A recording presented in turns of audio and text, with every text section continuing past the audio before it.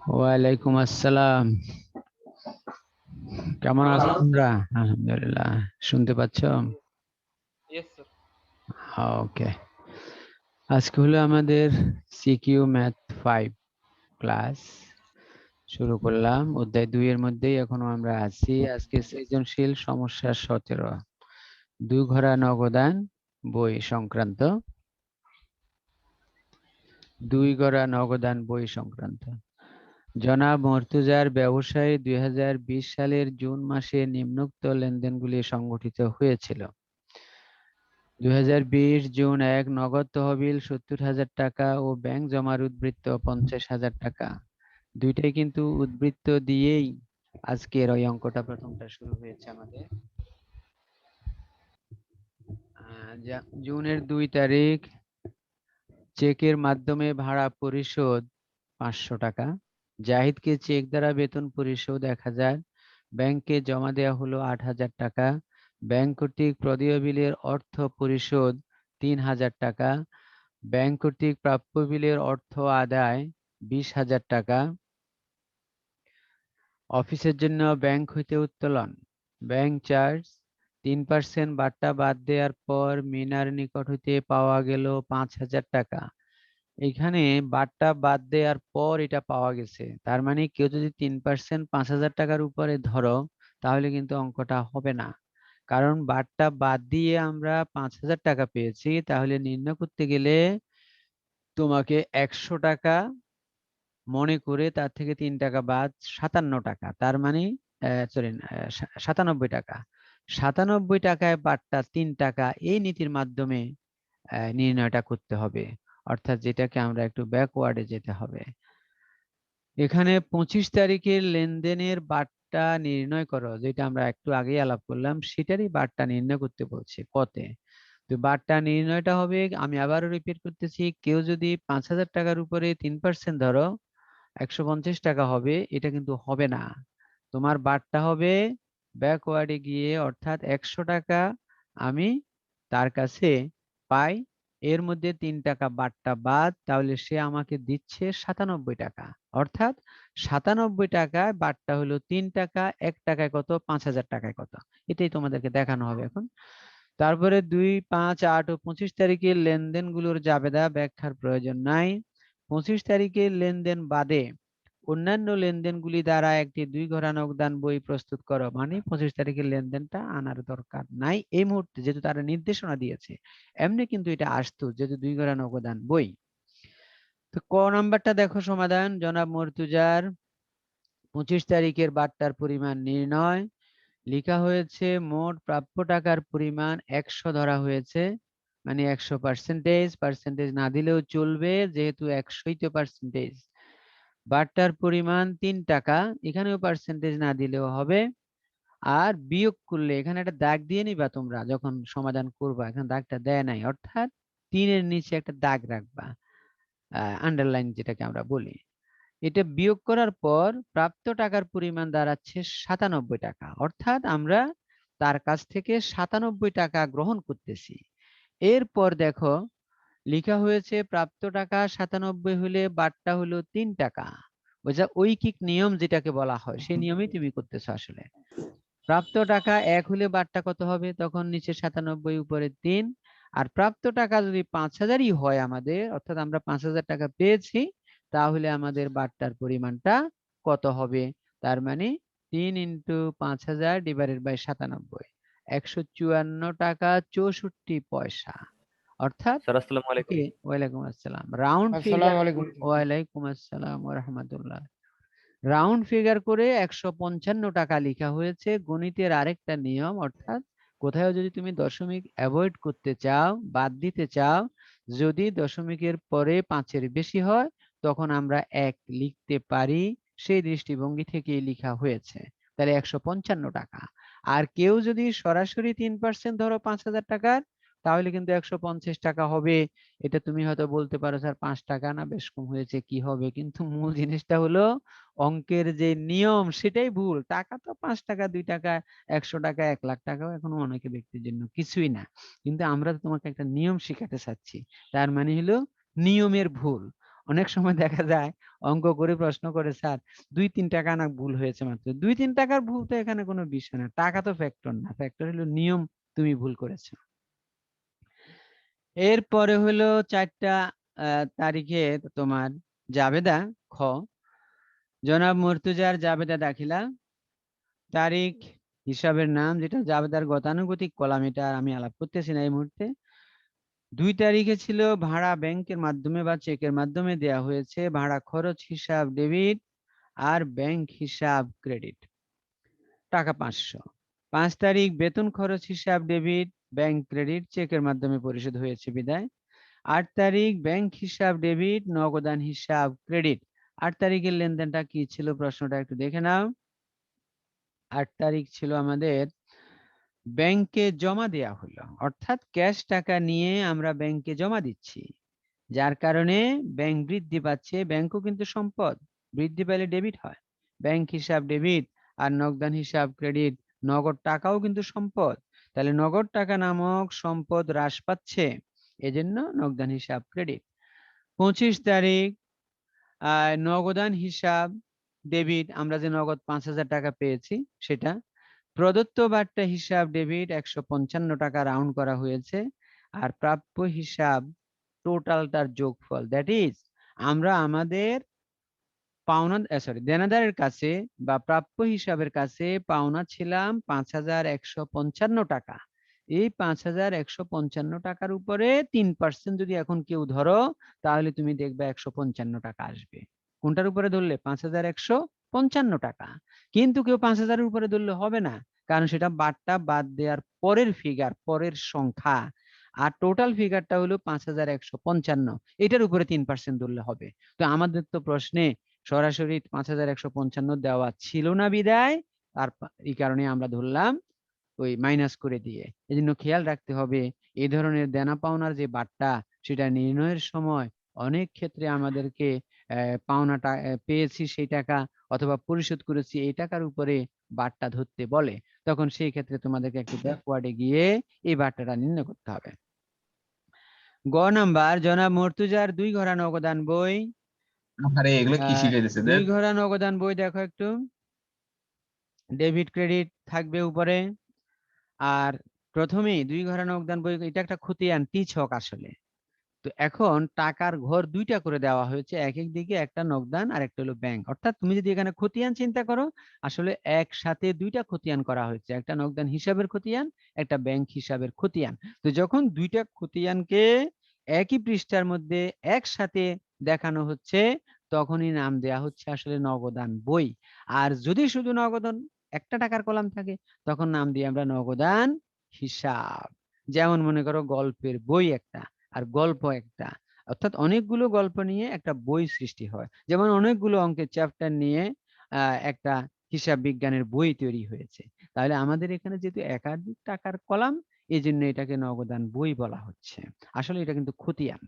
আচ্ছা, তো এই খতিয়ানের মনে করো মিডল লাইন, যেটা মিডল লাইন বলতে ডেবিট দিকের ব্যাংকের টাকার ঘরের যে পরের দাগটা আছে, আর ক্রেডিট দিকে তারিখের ঘরের বামের যেটা ঘরটা আছে, অর্থাৎ ডেবিট দিকের হলো ডান দিকে, ক্রেডিট দিকে তারিখের ঘরের বাম দিকে যে রেখাটা আছে, এটাকে আমি অনেক সময় ব্যক্তিগতভাবে পছন্দ করি একটু ডাবল করে দিবা, দ্যাট ইজ পেন্সিল দিয়েই আঁকবা, তবে এটাকে ডাবল করে আঁকবা, একটু একটার সাথে একটা একদম মিশিয়ে, যাতে মোটা হয় আর কি।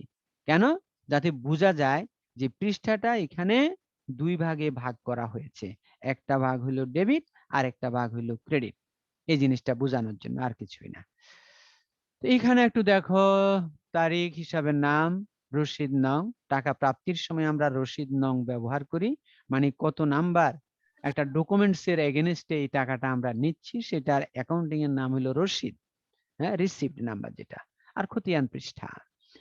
ক্রেডিট দিকে তারিখ হিসাবের নাম, এখানে ভাউচার নং, অর্থাৎ টাকা পরিশোধের সময় আমরা একটা ভাউচারের মাধ্যমে পরিশোধ করি। ভাউচার মানে হলো যিনি টাকাটা পাচ্ছে অথবা যে খরচের জন্য আমরা টাকাটা দিচ্ছি, এই একটা ইয়ে লাগবে, দলিল লাগবে।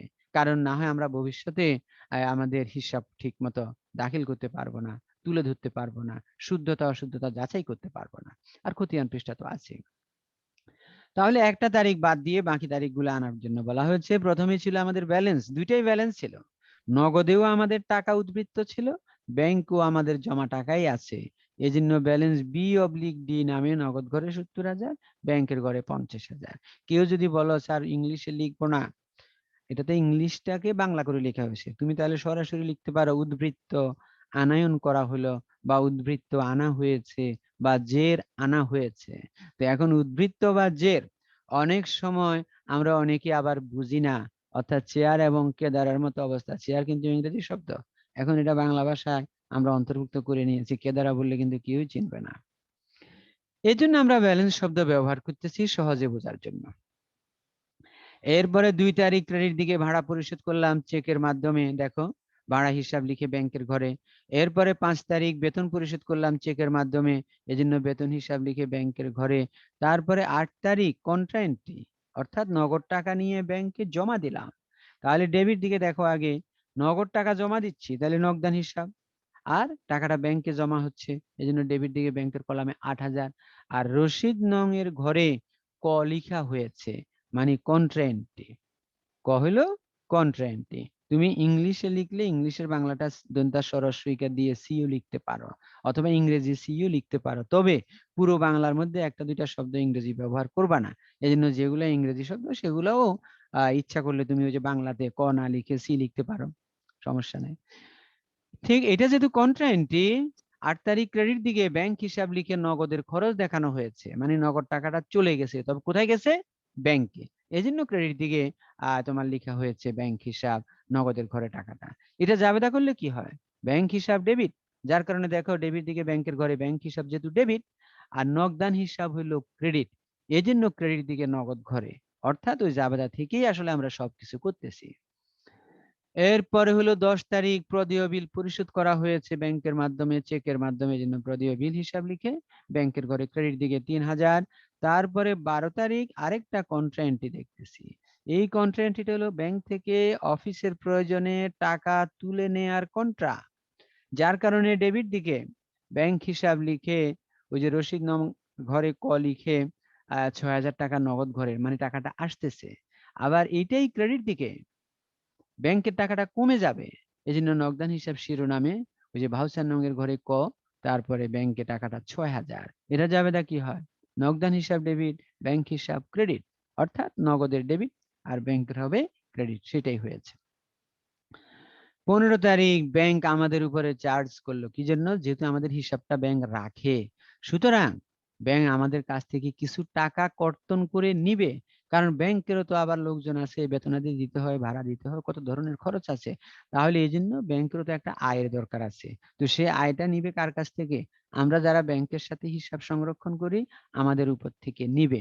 তবে অনেক সময় সঞ্চয় হিসাবের উপরে তেমন একটা কাটে না, আগে মোটেই কাটতো না, এখন মাঝে মধ্যে সার্ভিস চার্জ নামে কিছু টাকা কাটে। আর চলতি হিসাব এটার উপরে সব সময় কাটবে। এরপরে হলো 30 তারিখ, এটা ব্যালেন্স করা হয়ে গেছে, অর্থাৎ আমাদের সমস্ত লেনদেন লেখা হয়ে গেছে। এখন ব্যালেন্স করা হয়েছে কিভাবে? তুমি দেখো আমাদের যোগফল দুইটারই দেখতেছি ডেবিট দিক বড়, নগদ ঘরেরও ডেবিট দিক বড়, ব্যাংকের ঘরেরও ডেবিট দিক বড়।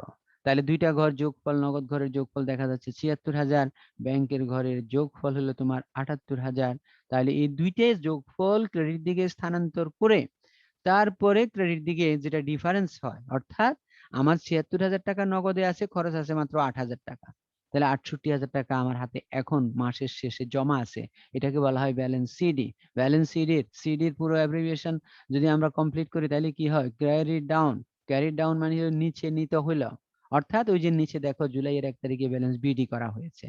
এরপরে ব্যাংকেরও ঠিক একই অবস্থা, যেহেতু ডেবিট দিক বড় 78,000 টাকা, তাহলে ডেবিট দিকের যোগফলটা ক্রেডিট দিকে এনে আবার যে খরচগুলি আমরা চেকের মাধ্যমে করেছি 5,000, 1,000, 3,000, 6,000, 100, এই পর্যন্ত আইটেম গুলো 78,000 থেকে বাদ দিয়ে, তার মানে আমাদের ব্যাংকেও এখন জমা টাকা আছে 67,400 টাকা। তো যেহেতু একই দিকের ব্যালেন্স, এজন্য ব্যালেন্স শব্দটা আবার দুইবার লিখতে হয় নাই, একসাথেই লিখে আমরা নগদটা নগদ করে ব্যাংকেরটা ব্যাংকে করে দেখা দিলাম। অনুরূপভাবে জুলাইয়ের 1 তারিখ ক্রেডিট ডেবিট দিকে ব্যালেন্স বিডি লিখে, বিডি মানে কি ব্রট ডাউন আনা হলো, অর্থাৎ তোমাকে আবার এখানে ব্যালেন্সটা নিয়ে আসলাম ডেবিট ব্যালেন্স, অর্থাৎ যেদিকে ব্যালেন্স সিডি হবে ব্যালেন্সটা তার উল্টা দিকে সমাপনী লাইনের নিচে ব্যালেন্স বিডি করতে হবে। এবং কেউ যদি তোমাকে জিজ্ঞেস করে যে এই যে নগদের 68,000 টাকা ব্যালেন্স, এটা কোন ব্যালেন্স, ডেবিট ব্যালেন্স না ক্রেডিট ব্যালেন্স, অবশ্যই উল্লেখ করতে হবে ডেবিট ব্যালেন্স, যেহেতু ডেবিট দিক বড় ছিল। অথবা আরো একটা জিনিস ভাবে মনে রাখতে পারো, যেদিকে ব্যালেন্স বিডি লিখি কোনো ঘটনার কোনো হিসাবের, সেটা সেই দিকেরই ব্যালেন্স। আরেকভাবে মনে রাখতে পারো যে যেদিকে ব্যালেন্স সিডি লিখি ব্যালেন্সটা তার উল্টা দিকের। যেমন আমরা ক্রেডিট দিকে সিডি লিখলাম, তাহলে ব্যালেন্সটা হবে ডেবিট ব্যালেন্স আসলে।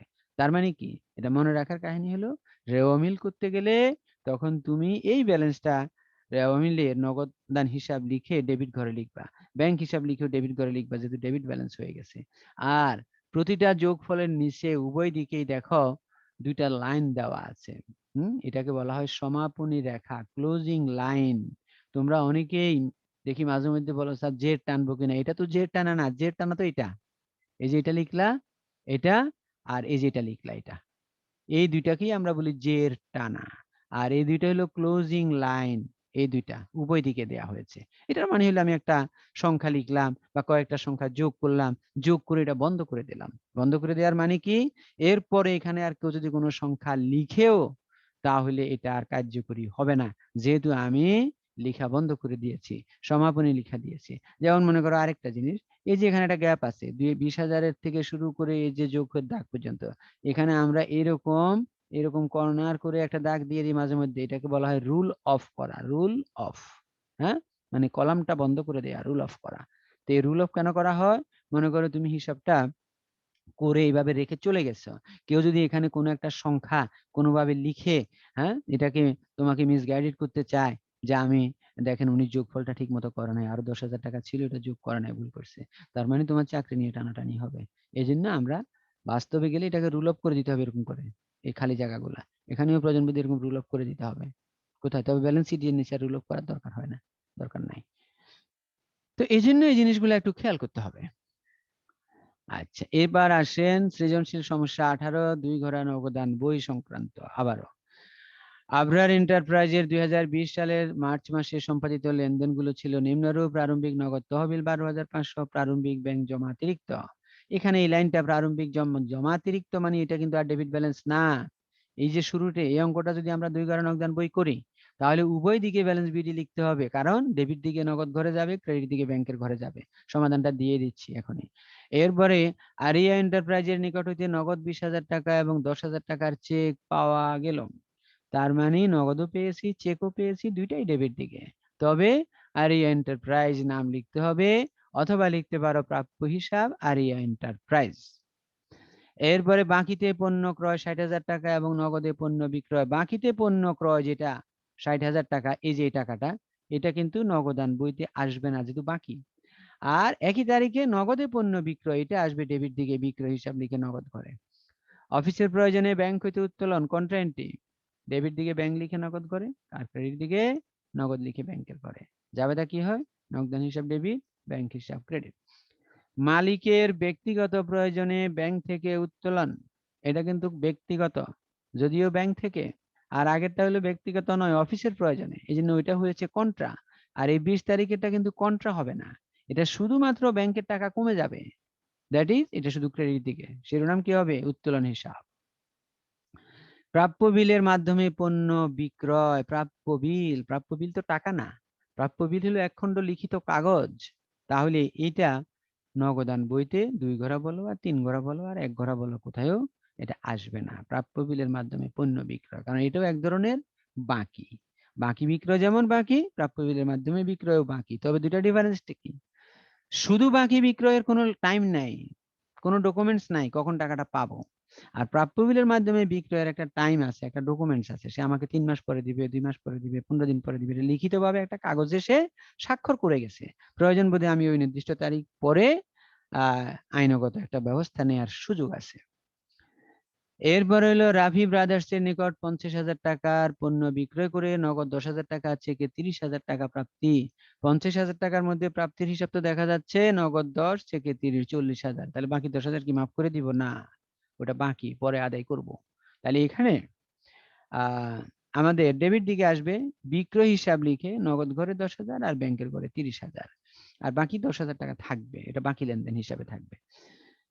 বিলের মাধ্যমে পণ্য ক্রয় আসবে না, এটাকে প্রদেয় বিল বলা হবে বা প্রদেয় নোট বলা হবে। তাহলে এটার মাধ্যমে আমরা পণ্য ক্রয় করেছি, এটা নগদান বইতে আসবে না। কর্মচারীদের বেতন নগদে পরিশোধ, ক্রেডিট দিকে ব্যাংকে নগদ ঘরে যাবে বেতন হিসাব শিরোনাম দিয়ে। 31 তারিখ 20,000 টাকা নগদ ব্যালেন্স সংরক্ষণ করতে হবে, অর্থাৎ এখানে তোমাকে একটা বাইন্ডিংস দিল যে আমাদের 31 তারিখে নগদ ঘরে থাকতে হবে 20,000। তার মানে কি, আমরা নগদ ঘর এই 30 তারিখ পর্যন্ত লেনদেন যেগুলো নগদান বইতে আসবে সেগুলো লিখে নগদ ঘর যোগ বিয়োগ করে দেখব আমার ব্যালেন্স 20,000 টাকা আছে কিনা। যদি এক্স্যাক্টলি 20,000 টাকাই হয় আর আমার কিছু করার দরকার নেই, শুধু ব্যালেন্স সিডি আর ব্যালেন্স বিডি লিখে দিব, শেষ। কিন্তু যদি আমরা দেখি আমাদের 21,000 টাকা হয়ে যায় ব্যালেন্স, তাহলে কিন্তু রাখতে বলছি 20,000, 1,000 টাকা নগদে বেশি আছে। এই বেশি টাকাটা কি ইঙ্গিত করতেছে, নগদ ঘরে রাখা যাবে না। এই 1,000 টাকা তাহলে তখন ব্যাংকে জমা দেওয়ার একটা কন্ট্রা এন্ট্রি করতে হবে। হ্যাঁ, যদি দেখি 20,000-এর বেশি, তাহলে যেটুকু বেশি সেটার জন্য জমা দেওয়ার কন্ট্রা এন্ট্রি।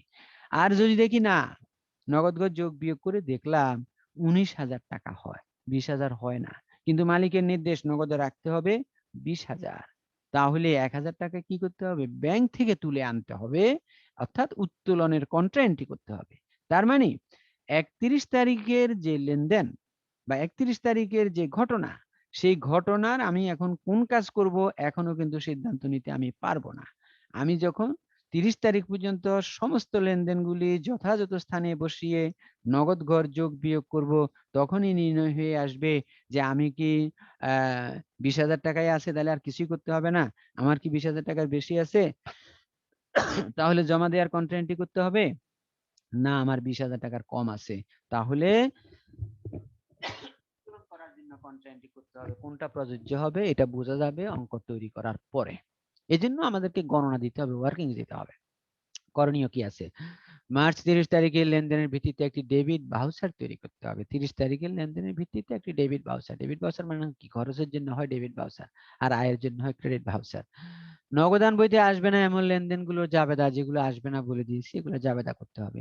উপযুক্ত তথ্যাবলীর দ্বারা একটি 2 ঘর নগদান বইতে, আমাদের সবচেয়ে ইম্পর্টেন্ট কাজ হলো এখানে নগদান বইটা দেখা, আর সেখানে নগদান বইয়ের কোনটা ইম্পর্টেন্ট, ওই যে 31 তারিখে কি আমরা টাকা জমা দিব না টাকা তুলে নিব ব্যাংক থেকে, এটা জানার জন্য ইম্পর্টেন্ট এই। তো তারপর আমি সবগুলোর সমাধান একটু করে দেখাই। দেখো, ভাউচার, ডেবিট ভাউচার মার্চ 30 তারিখের লেনদেন অবলম্বনে, এটা ব্র্যাকেটে আছে, এটা তুমি পরীক্ষার খাতায় না দিলেও চলবে, তবে যেহেতু একটা তারিখ আছে এজন্য দিয়ে দেওয়া হয়েছে। প্রতিষ্ঠানের নাম আবরার এন্টারপ্রাইজ, ঠিকানা লিখে ঢাকা, ডেবিট ভাউচার, তারিখ যে তারিখের ঘটনা, ভাউচার নাম্বার নাই, জাস্ট কলামটা রাখা হয়েছে। হিসাব, হিসাবে খাতার নাম কোন খাতায় আছে, গ্রহণকারীর নাম, খরচের বিবরণ কি কি খরচ হচ্ছে, সংযুক্ত ক্যাশ মেমো বা বিল মোতাবেক কর্মচারীদের বেতন পরিশোধ 5,000 টাকা, মোট টাকাও 5,000, কথায় 5,000 টাকা লিখে এখানে স্বাক্ষর করেছে ক্যাশিয়ার, স্বাক্ষর করবে, ক্যাশিয়ার মানে যিনি পেমেন্ট করে দিবে, হিসাব রক্ষকের স্বাক্ষর লাগবে, ব্যবস্থাপকের স্বাক্ষর লাগবে, গ্রহণকারীর স্বাক্ষর লাগবে, তারপরেই তুমি এটা অফিসে সংরক্ষণ করতে হবে। কে সংরক্ষণ করবে, ক্যাশিয়ার সংরক্ষণ করে সে দেখাবে যে এতগুলো স্বাক্ষরের পরেই তো আমি টাকাটা দিয়েছি তাকে 5,000, সুতরাং আমার তো কোনো দোষ নাই। তাহলে দোষ শেষ পর্যন্ত ব্যবস্থাপকের উপরে যাবে যে আপনি বসে বসে কি কাজ করছেন, আমাকে তো আপনাদের স্বাক্ষর সহ স্লিপটা এনে দিলেও আমি পেমেন্ট করে দিলাম, শেষ। এরপরে দেখো জাবেদা দাখিলা, যেগুলো নগদান বইতে আসবে না। 12 তারিখের ক্রয় আসে নাই 60,000 টাকার, ক্রয় হিসাব ডেবিট, প্রদেয় হিসাব ক্রেডিট। 22 তারিখে প্রাপ্য বিলের মাধ্যমে বিক্রয় করেছিলাম, প্রাপ্য বিল বা প্রাপ্য নোট এটা আমাদের সম্পদ, এই জন্য প্রাপ্য বিল বা প্রাপ্য নোট হিসাব ডেবিট, বিক্রয় হিসাব ক্রেডিট। 26 তারিখ ক্রয় করেছি প্রদেয় বিলের মাধ্যমে, ক্রয় হিসাব ডেবিট, প্রদেয় বিল বা প্রদেয় নোট লিখবা ক্রেডিট, এই তিনটাই।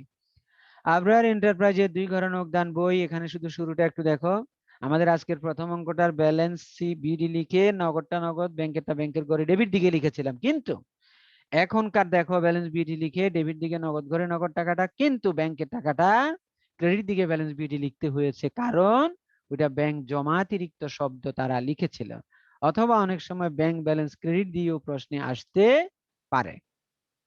বাকি লেনদেনগুলি অ্যাজ ইউজুয়াল আনা হয়েছে। দেখো তো এখানে আমরা দেখতেছি 31 তারিখে যে আমাদেরকে 20,000 টাকা রাখতে বলেছিল, সেখানে দেখো এই যে ব্যালেন্স 20,000, এটাই রাখতে বলছে। কিন্তু এর বাইরে আমরা দেখতেছি আমাদের আরো 43,500 টাকা বেশি। তার মানে টোটাল ব্যালেন্স 31 তারিখে সাধারণত শো করতেছিল 63,500। তাহলে 63,500 থেকে 20,000 টাকা রাখতে হবে, ওইটা বাদ দিয়ে 43,500 টাকা আমরা পেয়েছি, যেটা নগদে আছে কিন্তু নগদে রাখা যাবে না। এই জন্য এটার জন্য একটা কন্ট্রা এন্ট্রি সৃষ্টি করতে হয়েছে। তো তার মানে কি বলতে পারো, অঙ্কটা আংশিক শেষ করে তোমাকে নগদ ঘর যোগ বিয়োগ করতে হবে গণনার মাধ্যমে, ওয়ার্কিংস এর মাধ্যমে, বা অনেকে ক্যালকুলেটরের মাধ্যমে কাজটা করে ফেলবে। তবে ক্যালকুলেটরে দেখানে তুমি নাম্বার পাবা, কিন্তু আমি বলবো একটা গণনা দিবা, হয়তো অঙ্কের শেষে আছে এটা। তো এই যে 43,500, এটা দেখো জমা দেওয়ার জন্য কন্ট্রা এন্ট্রি করেছে নগদান হিসাব ব্যাংকের ঘরে 43,500, আর এদিকে ব্যাংক হিসাব নগদের ঘরে 43,500। এবার তুমি এবার যদি মনে করো স্যার আমি আবার যোগ বিয়োগ করবো, হ্যাঁ এবার যোগ বিয়োগ করতে পারো, নগদ ঘর তো যোগ বিয়োগ না করিয়েও লিখতে পারো, যোগ বিয়োগ করিয়েও লিখতে পারো, কারণ তুমি তো সবকিছু ঠিকঠাক করেই 20,000 টাকা রেখে 43,500 জমা দিয়েছো। আর যদি মনে করো না স্যার আমি এটার মাধ্যমে এইভাবে যাবো না, আমি আবার যোগ বিয়োগ করবো, হ্যাঁ করতে পারো। তাহলে যোগ বিয়োগ করলে যোগফল 68,500, 68,500। এবার 43,500 এই টাকাটা সহ বিয়োগ করলে 20,000 টাকাই ব্যালেন্স হবে। আর ব্যাংকের গত যোগ বিয়োগ করে ব্যালেন্সই করলাম, সব ঠিক হয়ে গেল। এখন দেখো 31 তারিখের একটা গণনা দিবে বলছে, দেখো কিভাবে লিখছে। ব্যাংকে জমাকৃত টাকার পরিমাণ নির্ণয়।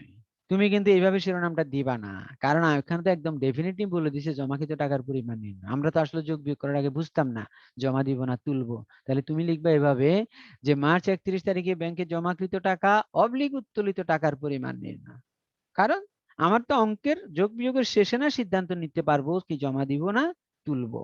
এই জন্য শিরোনামটা একটু চেঞ্জ করবা, যে এখানে লিখবা মার্চ 31 তারিখে ব্যাংকে জমাকৃত অবলিক দিয়ে উত্তোলিত টাকার পরিমাণ নির্ণয়। আচ্ছা, মোট নগদ প্রাপ্তি 68,500 টাকা, বাদ মোট নগদ প্রদান 5,000 টাকা। তাহলে সমাপনী আপাতত নগদ উদ্বৃত্ত হয় কত? 63,500 টাকা, বাদ নগদ উদ্বৃত্ত রাখতে হবে বা হাতে রাখতে হবে 20,000 টাকা। তাহলে ব্যাংকে জমাকৃত টাকার পরিমাণ 43,500। তাহলে এই যে লাইনটা লিখছে এটা ঠিক আছে, কারণ এখনো না তুমি যোগ বিয়োগ করে বুঝতে পারলা যে আমি এত টাকা জমা দিতে হবে। হয়ে গেল, শেষ। এরপরে দেখো হোমওয়ার্ক দিয়েছে সমস্যা 1, 2 ঘরে যোগদান বই সংক্রান্ত। আর কি আছে দেখো, হোমওয়ার্ক দিয়েছে সমস্যা 2, 2 ঘরে যোগদান বই সংক্রান্ত। এরপরে আছে সৃজনশীল সমস্যা 3, 3 ঘরানা অবদান বই সংক্রান্ত। ওই দুইটা একটু পরে আলাপ করবো যদি সময় পাই, কারণ আমাদের আগে 3 ঘরা যেটা করানো হয়েছে এখানে এটা আলাপ করে দিব আমি। 19 নাম্বার 3 ঘরানা অবদান বই সংক্রান্ত। 2020 সালের জুন মাসে হবে, জন মাসে হয়ে গেছে, একটু কারেকশনটা করে নিবা।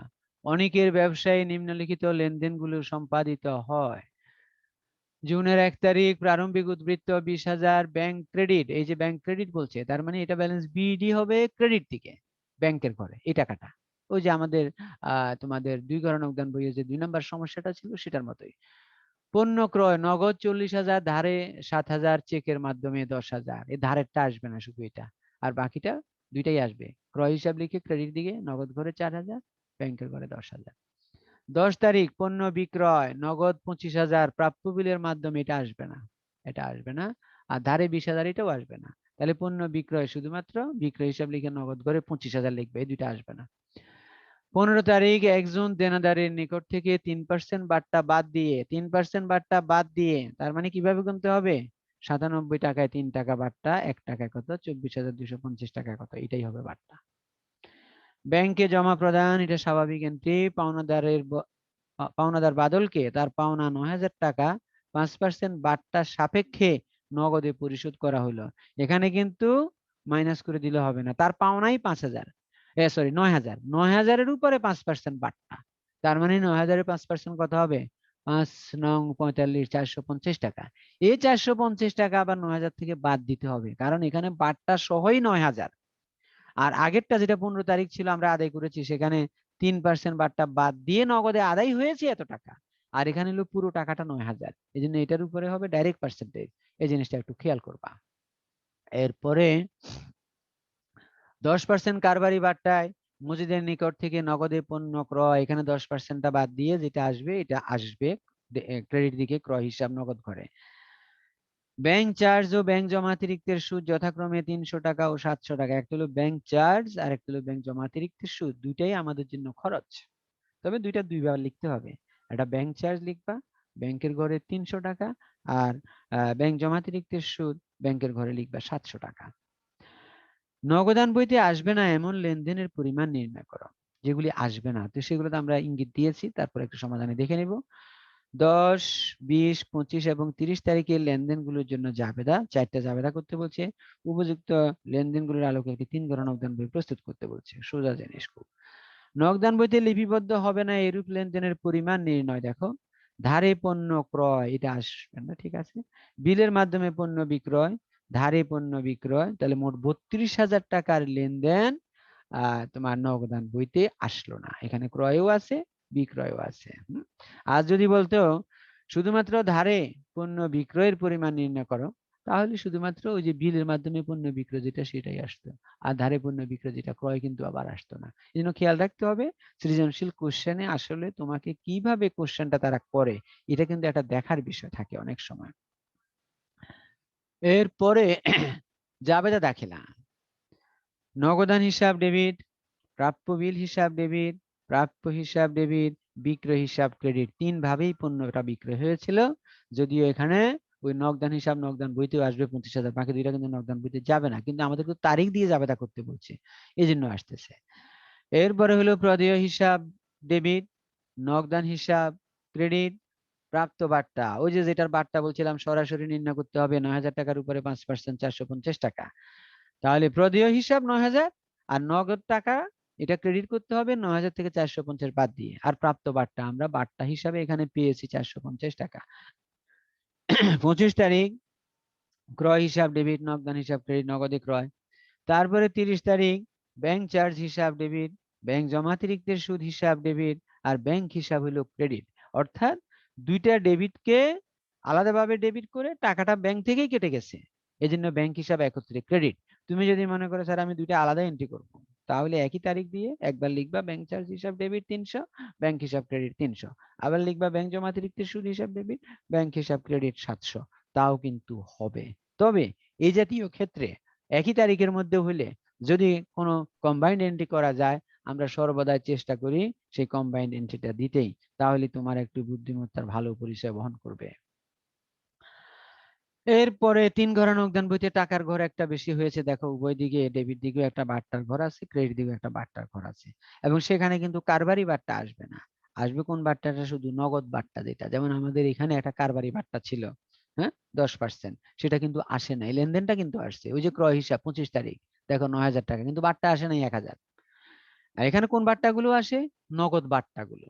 হ্যাঁ, এই জন্য খেয়াল করতে হবে নগদ বাট্টা এখানে আসবে, কিন্তু কারবারি বাট্টা আসবে না। এরপর ব্যালেন্স করা হয়েছে, নগদান বই 2 ঘরে যেমন ব্যালেন্স করা হয়, ঠিক এটাও একই নিয়মেই ব্যালেন্স করা হয়েছে, আর কোনো কাজ নেই। আর বাট্টার ঘরের কিন্তু কোনো ব্যালেন্স হয় না, যোগ হবে, বন্ধ হয়েছে, ক্লোজিং লাইন হয়েছে, কিন্তু ব্যালেন্স হয় না। দেখো তুমি ব্যালেন্স সিডি লিখে নগদ ঘরের ব্যালেন্স 22,700, ব্যাংকের ঘরে 4,000, কিন্তু বাট্টা যদি এভাবে ব্যালেন্সিং আমরা করি তাহলে তো 750, এখানে 750 লিখে তাহলে তোমার 300 টাকা ব্যালেন্স লিখতাম। বাট্টার কখনো ব্যালেন্স হয় না, কেন? ডেবিট দিকের বাট্টাটা হলো প্রদত্ত বাট্টা খরচ, ক্রেডিট দিকের বাট্টাটা হলো প্রাপ্ত বাট্টা আয়।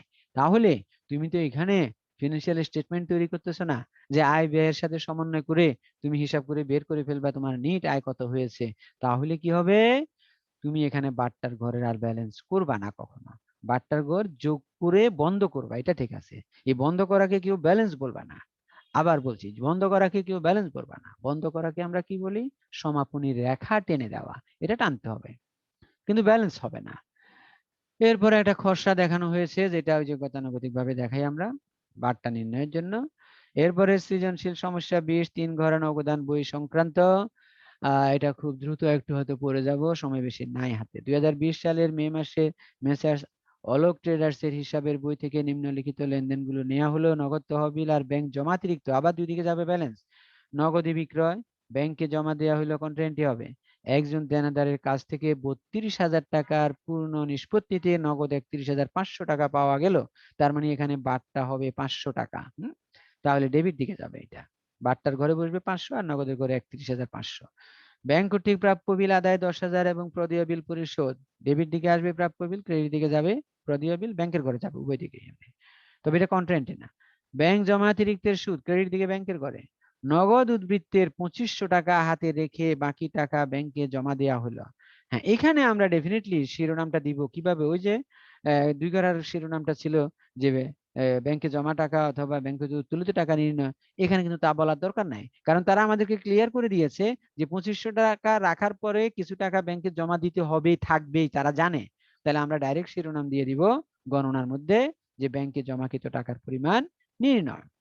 ওই একই নিয়মে 2 ঘর নগদান বইতে যেরকম একটা ব্যালেন্স নির্ণয় করেছ, ঠিক এখানেও একইভাবেই ব্যালেন্স হবে। দেখো একটু গণনাটা একটু দেখাই দিই। এই যে মোট নগদ প্রাপ্তি 91,500 টাকা, বাদ মোট নগদ প্রদান 7,000, তাহলে সমাপনী উদ্বৃত্ত হলো 84,500, কিন্তু নগদে রাখতে বলছে 2500, তাহলে ব্যাংকে জমা দিব আমরা 82,000 টাকা। দেখো কন্ট্রায়েন্ট্রি করেছে যেটা 82,000 টাকা। এই ছিল মোটামুটি আজকের আলোচনাগুলি। আর হোমওয়ার্ক দিয়েছে সমস্যা 3 ঘরার একটা, আর একটা আছে সমস্যা 4, এটাও 3 ঘরার উপরে হোমওয়ার্ক। তার মানে 2টা হোমওয়ার্ক আছে, 4টা মোট। 2টা হলো 2 ঘরা যোগদান বই আর 2টা হলো 3 ঘরা যোগদান বই। তো আশাবাদী আমরা আগামী আবার বৃহস্পতিবার ক্লাস আছে 10টায়। তোমরা লিংক একই লিংকই থাকে, যদি লিংক নাও পাও ওই 10টায় ওই লিংকে সবাই যোগদান করবা। আসসালামু আলাইকুম ওয়া রাহমাতুল্লাহি ওয়া বারাকাতুহু। আসসালামু আলাইকুম স্যার। ওয়ালাইকুম আসসালাম। আসসালামু আলাইকুম স্যার। ওয়ালাইকুম আসসালাম। সবাই ভালো থাকো, সুস্থ থাকো, আলহামদুলিল্লাহ। Yes sir.